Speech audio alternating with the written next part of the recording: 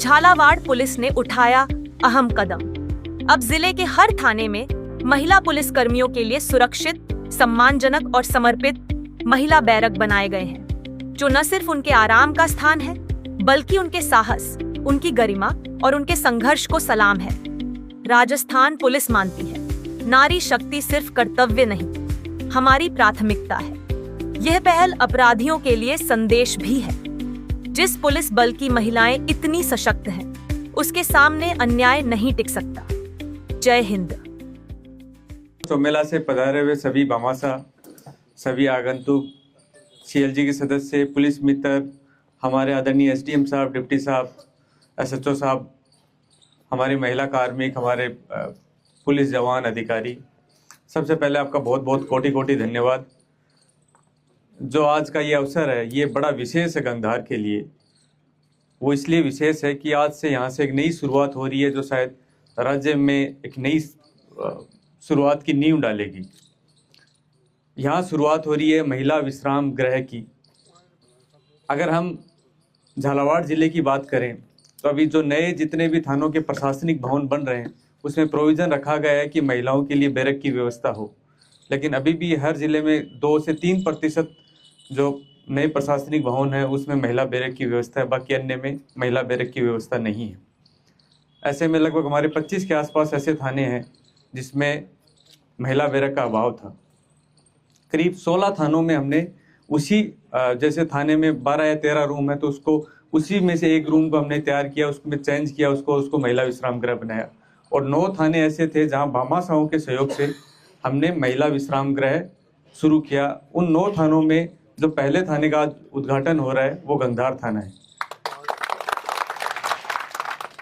यानी कि बाकी सारे थानों में जहां हमने महिला विश्राम गृह, हर थानों में एग्जिस्टिंग हमारी जो स्ट्रक्चर थी उसी में एक रूम तैयार किया, वहाँ सब एक जगह एक साथ उद्घाटन हो रहा है।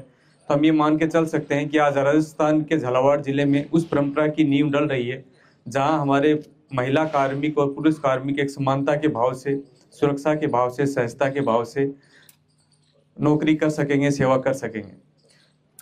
ये प्रयास क्यों जरूरी है? अगर हम आप थोड़े से सब लोग साइड, ये प्रयास क्यों जरूरी है?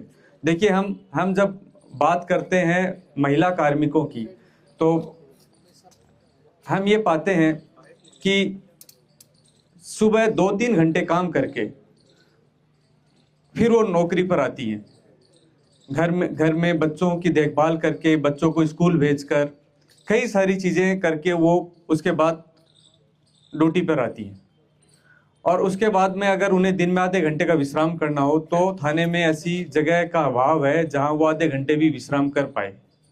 महिला के लिए स्वास्थ्य की समस्याएं, स्वास्थ्य चुनौतियां, गरिमा का विषय, अन्य कई सारे कारण हैं। पुरुषों के लिए बैरक भले ही सेकेंडरी हो जाए, लेकिन महिलाओं के लिए बैरक और विश्राम गृह प्राथमिक जरूरी है। अगर अपने भी घर की बेटियां, अपने भी घर की बहनें अगर कहीं पुलिस कार्मिक के तौर पर कहीं जा रही हैं और अपना बेटा भी, अपना भाई भी अगर कहीं पुलिस कार्मिक के तौर पर थाने पर जा रहा है, तो हम क्या चाहेंगे कि किसके लिए बैरक पहले हो, किसके लिए विश्राम गृह पहले हो? क्या लिए जरूरी नहीं है कि महिलाओं के लिए पहले हो? तो वो परंपरा झालावाड़ से हम शुरू कर रहे हैं कि जो इनका अधिकार था, कम से कम ये कोई प्रिविलेज नहीं है, ये अधिकार था जो बहुत पहले दे दिया जाना चाहिए था। लेकिन हम शुरुआत कर रहे हैं कि अब हमारे हर थाने में महिला विश्राम गृह होगा। हर थाने में वो सहजता के साथ में अगर कहीं आराम की आवश्यकता है तो वो कर पाएंगी। अभी पिछले दिनों कई बार हमें ये हुआ कि कोई लॉ एंड ऑर्डर की व्यवस्था में महिला कार्मिकों को भेजना पड़ा, तो वहाँ मैंने पाया कि पुरुष जो है उनको फिर भी बैरक मिल जाती है कि महिलाएं उसी जो हमारी पुलिस की बस है उसमें विश्राम कर रही हैं। तो ये हमारे लिए भी सोचने का विषय है कि हम अपनी महिला कार्मिकों को वो सम्मान, वो सहजता, वो गरिमा वो प्रदान करें जिसमें वो बराबरी के अधिकार में अधिकार रखती हैं। किसी भी समाज के बारे में जब हम कहते हैं तो कहते हैं कि जो बराबरी का अधिकार है, जो लैंगिक समानता की हम बात करते हैं, महिलाओं और पुरुषों की समानता की बात करते हैं, ये सिर्फ महिलाओं की समानता से जुड़ा हुआ विषय नहीं है, ये मानव समाज की समानता से जुड़ा हुआ विषय है। और ये कहा जाता है कि किसी भी समाज और राष्ट्र का स्तर कैसा है, ये इस बात से डिसाइड होगा कि उस राष्ट्र और समाज में महिलाओं की स्थिति कैसी है। अगर वो बहुत बेहतर नहीं है तो आप मान के चलिए समाज और राष्ट्र की स्थिति भी बहुत बेहतर नहीं है। तो सबसे पहले हमें अपने समाज में महिलाओं की स्थिति बहुत बेहतर करनी होगी। अलग अलग जब हम सामाजिक सभ्यता के विकास में हम आगे बढ़ रहे थे तो कई सारे उसके बाद में जब थ्योरीज आई तो ये पता चला कि विकास उस रुकावट में कहाँ बाधा उत्पन्न हुई।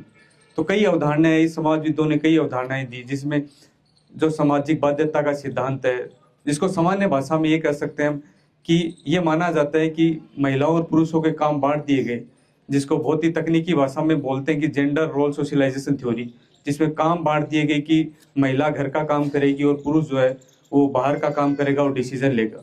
तो ये काम बांट दिए गए और कहीं ना कहीं सांस्कृतिक बाध्यताओं की जो थ्योरीज हैं कि संस्कृति अलाउ नहीं करती कि महिला तो बाहर जाके काम कैसे करेगी, और उन सब बंधनों ने घरों तक सीमित रखा महिलाओं को। और जब ये परंपराएं टूटी और जब महिलाओं को समानता के अधिकार की बात हुई तो कार्यस्थल पे उनका प्रवेश शुरू हुआ।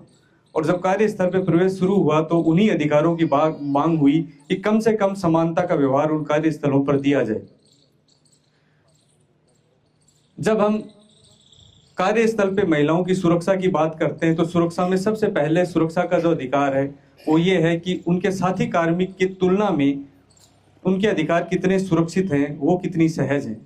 तो महिला विश्राम गृह जो है हम शुरुआत कर रहे हैं, ये वही समानता और सहजता, सुरक्षा, गरिमा के अधिकार की बराबरी की बात करता है।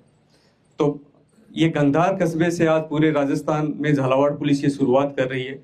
आप सभी का कोटि कोटि धन्यवाद। जो मन से अभी बात कही गई थी कि बहुत सारी चीज़ों पर हमें सरकार से निर्भरता नहीं रखनी चाहिए और कहीं कहीं भामाशाह जब योगदान देते हैं तो वो संगठन मजबूत होते हैं, तो मैं उस बात में थोड़ा सा आपत्ति ये दर्ज करूंगा कि सरकार मजबूत है, सरकार में बजट के तमाम प्रावधान है, लेकिन भामाशाह क्यों जरूरी है? जब हम अपने हिस्से की पूंजी उन संस्थाओं में देते हैं तो हम अधिकार रखते हैं अपनी बात कहने का। आज अगर मैंने किसी थाने पर किसी बात में मैंने मेरी कमाई हुई गाड़ी कमाई दी है तो मैं बात कहने का अधिकार रखता हूं और वो सुना जाएगा। उस संस्था के निर्माण में अगर मेरी पूंजी लगी है तो मुझे सारे अधिकार रहेंगे, मुझ में वो हिम्मत रहेगी। तो भामाशाहों का उन संस्थाओं से जुड़ा रहना इसलिए जरूरी है कि वो संस्था हम सब की है। जब उस संस्था की दीवारें खड़ी होती है, उस संस्था में भवनों का निर्माण होता है, तो हमारा हिस्सा बुलंद रहे और हम अगर हमें लगता है कि हम इतने समर्थ हैं कि अपने हिस्से का कुछ दे सकते हैं तो वो जरूर दिया जाना चाहिए।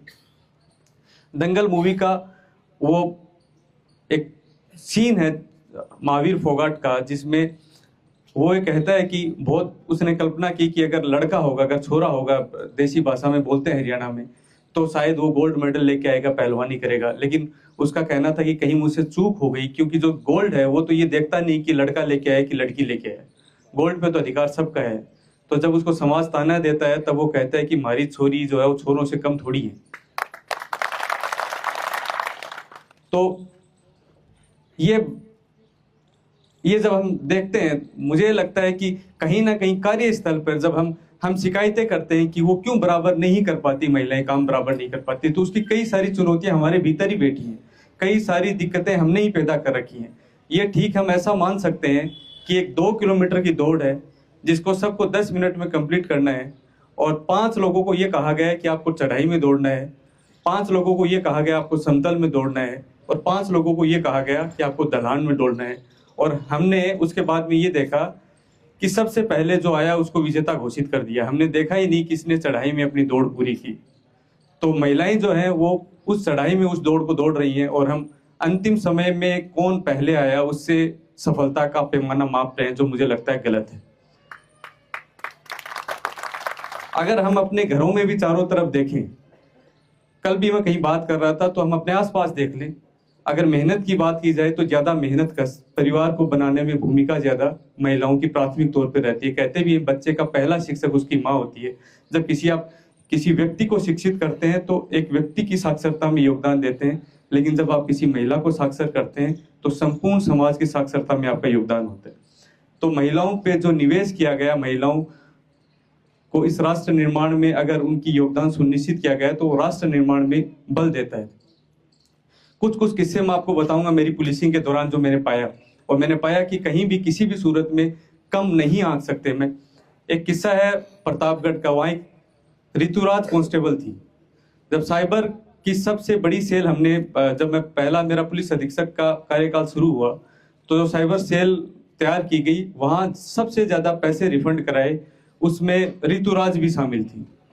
उसके बाद मैं जब जयपुर में डीसीपी वेस्ट मैंने ज्वाइन किया, तो जाते ही कोई 9-10 दिन बाद एक लूट हुई पीएनबी बैंक में, जिसमें 2 हथियारबंदों ने लूट कारित करने की कोशिश की। वहां एक बहादुर व्यक्ति आता है नरेंद्र सिंह शेखावत, वो उनको पकड़ने की कोशिश करता है, उस पर क्लोज शॉट फायर करते हैं, वो उसके पूरे शरीर को गोलियों से छलनी कर देते हैं। वो उनसे भागने की छुड़ाने की कोशिश करता है, तो हमारी महिला कांस्टेबल उसी बैंक के बाहर खड़ी थी। उसने उन बदमाशों को रस्सी से बांध दिया, वहां कोई पेड़ या कोई खंबा था उससे। कितनी विरेला एग्जाम्पल है ये बहादुरी का। उसके बाद हमने गैलेंट्री के लिए फाइल भेजी मेनका की। अब कुछ महीनों पहले उसका गैलेंट्री, उसी घटना के आधार पे गैलेंट्री प्रमोशन हुआ, कांस्टेबल से हेड कांस्टेबल बनी है। ठीक इसी तरह एक हमारे करधनी थाना क्षेत्र में कोई फायरिंग का इंसिडेंट हुआ। कुछ बदमाश किसी का पीछा कर रहे थे, तो वो किसी घर में घुस गया, तो उसमें इतनी हिम्मत कि उस घर में जाके भी फायरिंग कर दी। उसमें शायद उस घर में रहने वाले को भी किसी को शायद लगी, मुझे जहां तक ध्यान आ रहा है। फिर जब हम पीछा कर रहे थे तो उसकी सूचना है कि किसी दूसरे स्टेट में छुपा हुआ है, और ये भी सूचना थी शायद उसके आसपास उसकी महिला मित्र मिल सकती है।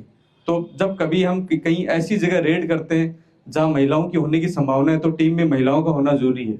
लेकिन हमें ये डर था कि वो काउंटर फायर कर सकता है जब पुलिस की टीम जाए। तो करधनी थाने में एक महिला कांस्टेबल थी संतोष। जब हमने उससे पूछा कि क्या आप जाना चाहती हो, तो उसने इच्छा प्रकट की दूसरे स्टेट में हमारी टीम के साथ जाना, और जहां ये अंदेशा हो कि फायर हो सकता है, काउंटर फायर, क्योंकि जिस मुलजिम को पकड़ने जा रहे हैं वो फायर करके ही भागा है। वहां वो बहादुरी दिखाना और बिना डरे चले जाना, क्या ये बहादुरी का परिचय नहीं है? अब जो मन से बार बार जिस ऑपरेशन की सबसे ज्यादा चर्चा हुई, ऑपरेशन शटर डाउन, उसकी कहानी में भी एक छुपा हुआ अंश है। जब हम रात को इतनी सारी टीमें तैयार कर रहे थे, और रात को लगभग 2:30 बजे के आसपास ब्रीफिंग हुई थी, और अलग अलग जगह हमारी टीम तैनात थी। जिन जगहों पर रेड होनी थी, बहुत सारी जगह उसमें घरेलू निवास थे। तो हमें ये अंदेशा था कि कहीं ये हो सकता है कि कहीं कॉन्फ्लिक्ट हो जाए परिवारों के बीच में, तो महिला कांस्टेबल का होना बहुत जरूरी है। हमारी हर टीम में लगभग जो घरों पर रेड हुई उसमें महिला कांस्टेबल थी। उन महिला कांस्टेबल को भी जिनको टीम में शामिल किया गया, उनको रात को लगभग हमने 9-10 बजे के आसपास बताया कि सुबह 2:30 बजे आपको वहां पहुंचना है। और हमारी हर उस टीम में जो घरों पर रेड हुई उसमें महिला कांस्टेबल थी। 2:30 बजे टीम के साथ इकट्ठा होना, उसके बाद सुबह 6 बजे 6:30 बजे आपको ध्यान होगा सब जगह एक साथ रेड हुई, वहां महिला कांस्टेबल थी। तो मैंने ये पाया है कि जो शारीरिक साहस है, मन का साहस है, वो किसी जेंडर का मोहताज नहीं है। वो अवसर की बात है कि अगर आपने अवसर दिया तो उसी मजबूती से उस अवसर का उपयोग किया गया और अपनी मजबूती साबित की गई। अंत में एक छोटी सी कविता है, उससे मैं अपना अंतिम संदेश देना चाहूंगा। वो महिला शक्ति, मातृ शक्ति के बारे में है कि वो चांद सी सौम्य सही, वो चांद सी सौम्य सही, वो सूरज सी धधकती भी है, गुप्त अंधेरों में वो उजियारे सी चमकती भी है। जंग खा चुकी समाज की बेड़ियां भी अब तो, जंग खा चुकी समाज की बेड़ियां भी अब तो, वो स्वतंत्र पंछी बन उड़ती है। कभी घूंघट की ओट में बैठी स्त्री थी वो, कभी घूंघट की ओट में बैठी स्त्री थी वो, अब खुले आसमान में विमान में गगन चूमती है वो। रोती थी वो, हंसती हुई कई बार सहमती थी वो, रोती थी, हंसती हुई सहमती थी वो, लेकिन अब निर्भीक होकर सवाल करती है। फपकती थी वो, सिसकती थी वो, फपकती थी वो, सिसकती थी वो, लेकिन अब हर अन्याय पर इनकलाब करती है वो, पर अब हर अन्याय पर इनकलाब करती है वो। जय हिंद, जय भारत।